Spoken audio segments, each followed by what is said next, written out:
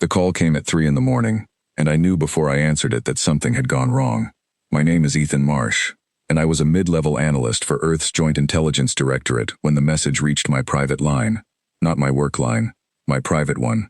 Nobody used that number except my sister, and she was asleep 3 time zones away. I picked up anyway. The voice on the other end was Claire Bennett, my section chief, and she did not waste a single word. Ambassador Voss is dead. Get to the office now. I sat up so fast I nearly fell out of bed. Ambassador Ilse Voss was not just any diplomat. She was the woman who had spent 6 years building trust between Earth and the Halvern Compact, one of the oldest alien coalitions in known space. She had survived 3 attempts on her life during trade negotiations that everyone thought were finally working, and now she was gone. I got dressed in the dark and left without eating. By the time I reached the directorate building, the story had already changed twice. First, it was an accident aboard her transport. Then it was called a malfunction in the station's life support. By the time I sat down at my terminal, Claire told me the truth, and the truth was worse than either lie. She was killed by someone who walked past 4 layers of security, without triggering a single alarm. That was the first death. The second came less than 20 hours later. Admiral Priya Nair, commander of the Outer Colony Defense Fleet, was found in her private quarters aboard her flagship. No struggle, no alert, just gone, as if she had simply stopped existing between one breath and the next. The third death happened while I was still trying to process the second. Dr. Marcus Doyle, a leading voice in xenobiology who had spent years trying to convince the Galactic Council that humans deserved a permanent seat at the table, was found in his lab. Same story. No alarms, no evidence, no warning. 3 of our most important people, killed in under 3 days, and nobody had declared war. I remember standing in the briefing room with 11 other analysts, all of us staring at the same 3 photographs pinned to the wall, and I remember the silence in that room being louder than any alarm I had ever heard. Claire finally spoke. This is not random. This is not 3 unrelated incidents. Someone is hunting us, one name at a time, and they are doing it quietly enough that half the galaxy will never know it happened. I asked the question everyone was thinking. Who has the skill to do this without leaving a trace? Claire looked at me, and for the first time since I had known her, I saw something close to fear behind her eyes. That is what we need to find out. And we need to find out before they get to the 4th name on whatever list they are working from. We pulled every scrap of sensor data from the 3 locations. Normally that kind of work takes weeks. We did not have weeks. Claire pushed our entire division into round-the-clock shifts, and within 2 days we found something. A faint energy signature, almost invisible, present at all 3 scenes. A type of cloaking field that Earth had never encountered before, but one that matched patterns from an alliance of older species who called themselves the Concord. The Concord was not new to us. They were a coalition of established powers who had watched humanity rise from a minor species to a growing influence in trade routes and diplomatic circles faster than anyone expected. They did not like it. They had never attacked us directly, because open war with Earth's fleets carried too much risk and too much cost. But now we understood their real strategy. They were not planning to fight our military. They were going to remove the people who mattered most, one at a time, until humanity had no leadership left to fight with. I brought this theory to Claire, and she brought it straight to the highest levels of command. What happened next surprised me more than the assassinations themselves. There was no panic. There was no press conference filled with threats. There was no fleet mobilized to strike back in anger. Instead, within 48 hours, every major human institution began quietly restructuring itself, so that no single point of failure could ever exist again. Leadership was decentralized. Decision-making was spread across dozens of individuals instead of a handful of prominent figures. If the Concord's plan was to cut off the head, humanity's answer was to grow 100 more heads overnight. I did not understand the full picture until General Laura Finch called an emergency session that I was, somehow, invited to attend. I was only an analyst. I had no business being in that room. But Claire insisted I be there because I was the one who had traced the first real clue. General Finch stood at the head of a long table filled with officials I recognized from news broadcasts and briefings I had only ever read summaries of. She did not raise her voice. She did not need to. They think fear will make us fold, she said. They think that if they take away our leaders, we will collapse into confusion. They are wrong. We are going to show them exactly how wrong they are. She gave the order to activate something called the Nightmare Protocol. I had never heard the term before. Nobody in my department had. It was not something written in any manual I had ever seen, and I later learned that was intentional. It existed only in the minds of a small circle of people who hoped it would never need to be used. The idea behind it was simple, and somehow that simplicity made it more unsettling than any weapon could have been. Humanity would not retaliate with more assassinations. We would not sink to their level by hunting down their leaders in the shadows. Instead, we would dismantle every quiet network they had built to make this operation possible. Every informant, every hidden channel, every asset they had spent decades placing across dozens of worlds. All of it, gone. Not through violence, but through exposure, disruption, and relentless pressure applied everywhere at once. Claire explained it to me later that night, over cups of coffee neither of us actually drank. They built a machine designed to work in silence, she said. So we are going to make silence impossible for them. Every channel they use to communicate, we trace and shut down. Every informant they rely on, we either turn or remove from the picture entirely. Every hidden base, we expose to the Galactic Council so publicly that they cannot deny what they built. It sounded almost too calm of a response for what had happened. But over the following weeks, I watched it work in ways I never expected. My own role expanded overnight. I was pulled from general analysis into a task force led by an operative named Oliver Grant, a quiet man who had spent 15 years working in counterintelligence long before I had ever joined the directorate. Oliver did not talk much, but when he did, everyone listened. Our first job was to identify who had built the cloaking technology used in the assassinations. It took us 4 days of non-stop work, tracing shipment records, energy signatures, and trade routes that crossed through neutral space stations designed specifically to avoid detection. We found the origin point hidden inside a supply chain that ran through a mining colony called Vareth Station, technically independent, but quietly controlled by Concord interests for over a decade. Oliver looked at the data for a long moment before speaking. "This is not one team of assassins," he said.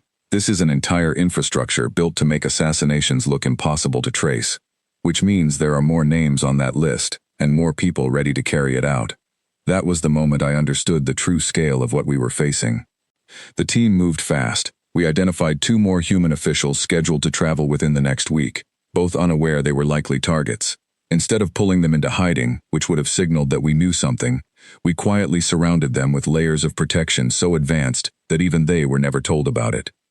Meanwhile, our cyber specialists began working through the trade routes and hidden communication channels we had traced back to Vareth Station. Within 10 days, we had mapped nearly the entire network the Concord had used to plan the assassinations. It stretched across 17 different systems. Oliver brought this information straight to General Finch, and I sat quietly in the corner of the room while the two of them discussed what came next. "We could destroy it all right now," Oliver said, "but that only solves this network. There will be another one built somewhere else in a year." General Finch nodded slowly. "Then we do not destroy it. We expose it."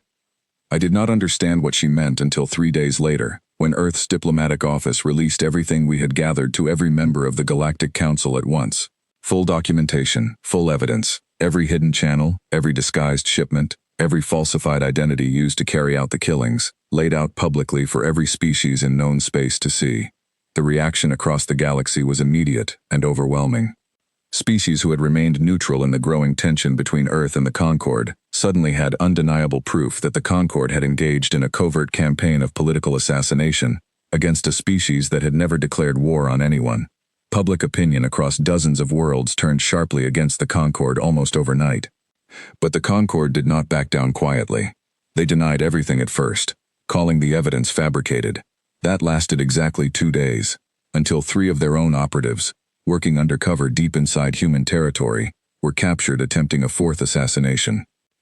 I was there when it happened, monitoring communications from a secure command center alongside Oliver and a dozen others. The target this time was Elena Whitfield, a young engineer whose research into faster travel systems had quietly made her one of the most valuable minds on Earth.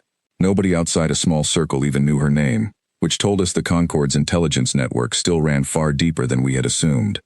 We had been watching her for 6 days without her knowledge, waiting for whoever had been assigned to reach her. When the moment came, it was almost anticlimactic. The operation was interrupted before anything could happen. The individual sent to carry out the task was intercepted quietly, without a single shot fired, and taken into custody along with 2 others working the same operation from a nearby location. Claire told me later that the calm nature of the interception was intentional. Nightmare Protocol was never about violence for the sake of violence.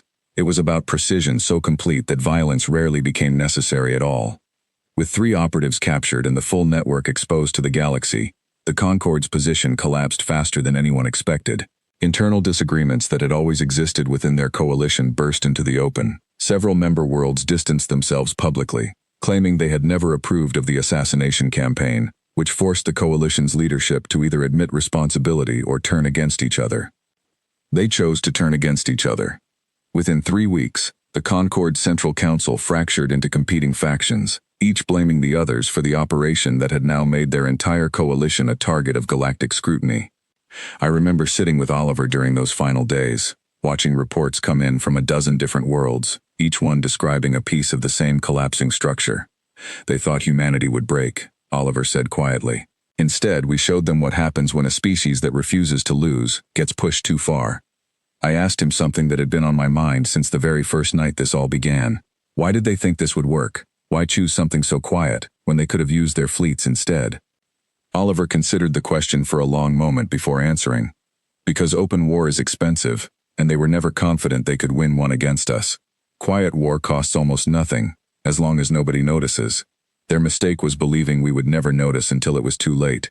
The final confrontation, if you could even call it that, did not happen with weapons or fleets. It happened in a courtroom-style hearing held at the heart of the Galactic Council chambers, broadcast to every civilized world with the technology to receive it. I was not present in the room, but I watched the broadcast from the same command center where everything had started weeks earlier. General Finch stood before representatives from nearly every species in known space and laid out the full timeline of what had happened, beginning with Ambassador Voss and ending with the failed attempt on Elena Whitfield. She did not ask for punishment. She did not ask for war. She asked only for something simple, something that somehow felt more powerful than any threat could have been. She asked for the truth to be recognized publicly, permanently, and without dispute. The Council granted it. The Concord's coalition, already fractured from within, never fully recovered. Trade agreements that had once favored their influence shifted toward neutral parties instead. Diplomatic standing they had held for centuries eroded within months. And humanity, the species they had tried to quietly erase through fear and precision, walked away from the entire ordeal not through conquest, but through resilience nobody expected. I stayed in that command center long after the broadcast ended, staring at the empty screens where reports had scrolled endlessly for weeks. Claire found me there sometime past midnight, holding 2 cups of coffee, handing me one without a word. We sat in silence for a while before she finally spoke. "You did good work, Ethan." I shook my head. "I just followed the trail. Everyone else did the hard part." She smiled faintly. "That is exactly what everyone here would say about themselves. Maybe that is the actual answer to why this worked. Nobody thought they were doing something extraordinary. Everyone just did their part, and it added up to something the Concord never saw coming." I thought about that for a long time after she left. They believed removing our leaders would remove our strength. They never understood that our strength was never in any single name. It lived in every analyst pulling data through sleepless nights, every officer quietly protecting someone who never knew they were a target, every diplomat willing to stand in front of an entire galaxy and simply tell the truth. They wanted to erase us quietly. Instead, they taught the galaxy something none of us ever needed to be taught, because we already knew it about ourselves. You do not defeat a species by removing its leaders, when that species has already learned to lead itself. Weeks later, life slowly returned to something resembling normal. Ambassador Voss was honored with a memorial attended by representatives from species who had never once acknowledged her work publicly before. Admiral Nair's fleet was renamed in her memory. Dr. Doyle's research was completed by a team of scientists who dedicated their findings to him. And Elena Whitfield, the young engineer who never knew how close she had come to becoming the 4th name on a list she never saw, continued her work on faster travel systems, unaware for months of just how much quiet effort had gone into keeping her alive. I eventually told her the truth, much later, over dinner one evening after the entire situation had faded from headlines. She listened quietly, then asked the only question that seemed to matter to her. "Why did you tell me now, instead of staying silent about it?" I thought about Claire's words from that night in the command center. "Because everyone deserves to know the truth eventually," I said. "Especially the truth about how much people were willing to do, quietly, without ever asking for recognition, just to make sure she got to keep living her life." She did not say anything else that evening. She simply reached across the table and squeezed my hand once, and we sat together in a silence that felt entirely different from the silence I remembered from those early sleepless nights. The Concord never attempted anything like that campaign again. Not because they were destroyed, and not because they were defeated in the way old stories describe victory. They simply learned, the same way every species eventually learns, that humanity does not require armies or weapons to answer a threat. It only requires patience, precision, and the refusal to ever stop until the truth is fully known. They declared their war in silence, believing silence would be our downfall. Instead, silence became the very thing that exposed them, piece by piece, until nothing remained hidden at all. And somewhere out among the stars, on 100 different worlds that once doubted what humanity was capable of, that lesson remained long after every headline faded, long after every name on that list returned safely home, and long after the galaxy finally understood why you should never underestimate a species that simply refuses to lose.